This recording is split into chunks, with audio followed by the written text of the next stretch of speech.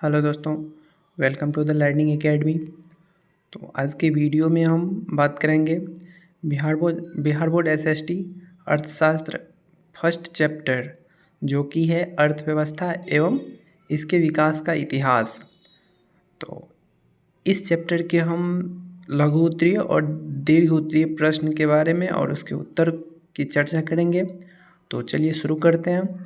तो प्रश्न पहला ये है कि अर्थव्यवस्था किसे कहते हैं। तो इसका उत्तर हो जाएगा, अर्थव्यवस्था एक विशेष क्षेत्र है जो मानव समाज की आर्थिक गतिविधियों, संसाधनों के विनियमन और उनके उपयोगों से संबंधित है। इसमें इसमें संबंधित व्यक्तियों, संस्थाओं और देशों के बीच विभिन्न आर्थिक गतिविधियों के अनुसंधान, विश्लेषण, विकास और उनके प्रबंधन के लिए तकनीक, तांत्रिक और आर्थिक दक्षता की आवश्यकता होती है। यह संबंधित हो सकता है विभिन्न क्षेत्रों से, जैसे वित्तीय, औद्योगिकी, कृषि, वाणिज्यिक और सेवा क्षेत्र आदि। अर्थव्यवस्था का मूल उद्देश्य आर्थिक विकास, समृद्धि और सुख भरी जीवन जीने की व्यवस्था बनाना होता है। प्रश्न दूसरा यह है कि मिश्रित अर्थव्यवस्था क्या है। तो इसका उत्तर हो जाएगा, मिश्रित अर्थव्यवस्था एक ऐसी अर्थव्यवस्था है जो राज्य और निजी क्षेत्र के सहयोगों से चलती है। यह अर्थव्यवस्था में सरकार निजी क्षेत्र को उन क्षेत्रों में शामिल करती है जो उसकी विशेषता जिम्मेदारी है, जैसे कि वित्तीय नियोजन, उत्पादन, निर्यात और सेवा के क्षेत्र। इस तरह की अर्थव्यवस्था में सरकार निजी क्षेत्र को निर्देशित करती है, लेकिन वह निजी क्षेत्र से पूरी तरह से निष्पक्ष रहती है ताकि निजी क्षेत्र अपनी संभावनाओं के अनुसार अपना काम कर सके। प्रश्न तीसरा ये है कि सतत विकास क्या है। तो इसका उत्तर हो जाएगा, सतत विकास एक विकास मॉडल है जिसका उद्देश्य सामाजिक एवं आर्थिक परिवर्तन के माध्यम से समृद्धि और विकास में की सुनिश्चितता है। इस मॉडल का उद्देश्य विकास को सुनिश्चित बनाना है जो सभी स्तरों पर सामाजिक एवं आर्थिक विकास के लक्ष्यों को पूरा करता है। सतत विकास मॉडल जनसंख्या, आर्थिक विकास, शिक्षा, स्वास्थ्य और पर्यावरण के सभी क्षेत्रों पर ध्यान केंद्रित करता है। इस मॉडल के अनुसार विकास को दृढ़ता से संभव बनाए रखने के लिए सामाजिक, आर्थिक और पर्यावरणिक परिवर्तन के संयोजन की आवश्यकता होती है। इसका उद्देश्य सुशासन और लोकतंत्र के मूल्यों के साथ समृद्धि को संभव बनाए रखना होता है। प्रश्न चौथा, आर्थिक नियोजन क्या है। तो इसका उत्तर हो जाएगा, आर्थिक नियोजन एक व्यवस्था है जो किसी व्यक्ति या संगठन की वित्तीय गतिविधियों को प्रबंधित करने के लिए उपयोग की जाती है। इस व्यवस्था के माध्यम से व्यक्ति का संगठन अपनी आर्थिक संभावनाओं को समझते हुए निवेश, उत्पादन, वित्तीय योजना निर्माण आदि के माध्यम से अपनी आर्थिक स्थिति को सुधार सकते हैं। आर्थिक नियोजन की मुख्य उद्देश्य होता है अपनी वित्तीय संसाधनों का संग्रहण और उन्हें सही ढंग से नियोजन करके अधिक लाभ उत्पन्न करना। प्रश्न पाँचवा ये है कि मानव विकास रिपोर्ट क्या है। तो इसका उत्तर हो जाएगा, मानव विकास रिपोर्ट एक वार्षिक रिपोर्ट है जो इंटरनेशनल डेवलपमेंट गोल द्वारा प्रकाशित किया जाता है। यह रिपोर्ट विभिन्न देशों एवं क्षेत्रों में मानव विकास की स्थिति का मूल्यांकन करती है तथा सुधार की राह दर्शाती है। इस रिपोर्ट में मानव विकास का मापदंड मूल रूप से 3 आधारभूत विषयों, जीवनकाल, शिक्षा और आय पर आधारित होता है। प्रश्न छठा यह है कि आधारित संरचना पर प्रकाश डालें। तो इसका उत्तर हो जाएगा, आधारित संरचना एक ऐसी संरचना होती है जो किसी व्यवस्था के विभिन्न घटकों को जोड़कर एक संगठित प्रणाली बनाती है। इसे अक्सर आधारभूत संरचना या बेसिक स्ट्रक्चर भी कहा जाता है। आधारित संरचना किसी भी संगठन के लिए महत्वपूर्ण होती है क्योंकि इसके बिना संगठन को अपनी विभिन्न कार्यों को संचालित करने में कठिनाई होती है।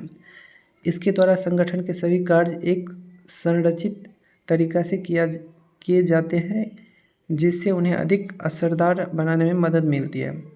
प्रश्न सातवां, अर्थव्यवस्था की संरचना से क्या समझते हैं और इन्हें कितने भागों में बांटा गया है। तो इसका उत्तर हो जाएगा, अर्थव्यवस्था की संरचना से हम यह समझते हैं कि इसमें देश की अर्थव्यवस्था को कुछ विशेष भागों में बांटा गया है, जैसे कि कृषि, उद्योग, वित्तीय सेक्टर, व्यापार और सेवाएं इत्यादि।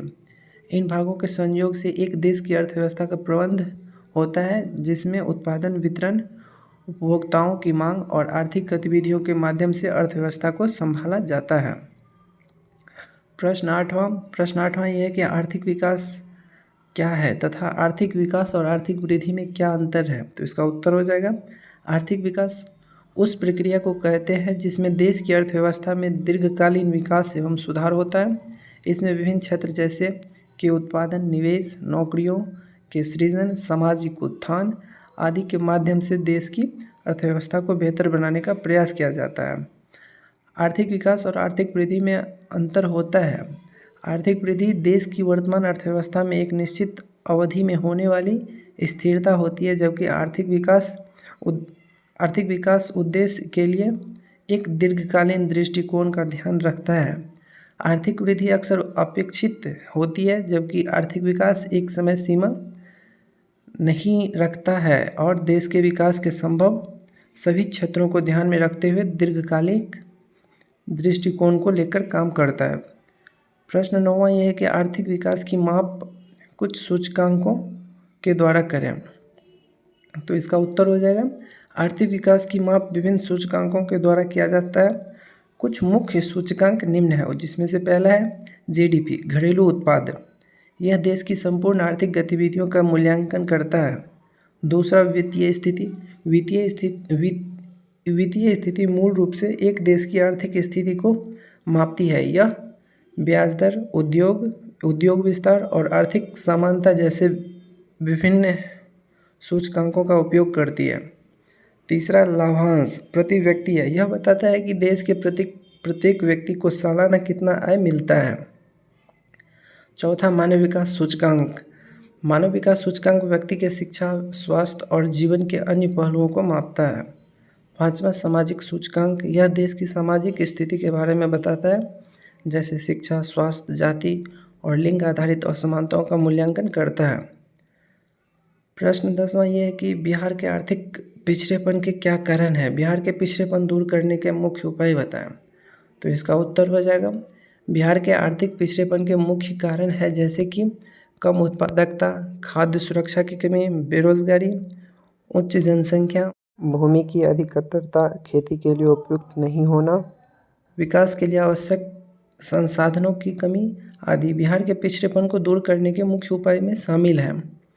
कृषि उत्पाद को बढ़ावा देना, इससे समर्थ मूल्य निर्धारित करके बढ़ाया जा सकता है। उद्यमिति और नौकरी निर्माण को बढ़ावा देना, इसके लिए छोटे उद्योगों और नए क्षेत्रों में निवेश करने के लिए सुविधाएं उपलब्ध कराना चाहिए। शिक्षा को प्राथमिकता देना, शिक्षा से लोगों का ज्ञान, उनकी सोच, उनके जीवन और उनके भविष्य को सुधारा जा सकता है।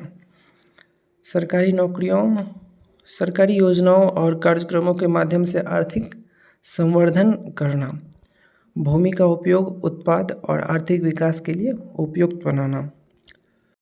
तो आज के वीडियो में बस इतना ही। अगर आप मेरे चैनल पे न्यू हैं तो लाइक करें, सब्सक्राइब करें और शेयर करें अपने दोस्तों के साथ। तो मिलते हैं अगले वीडियो में, तब तक के लिए बाय बाय।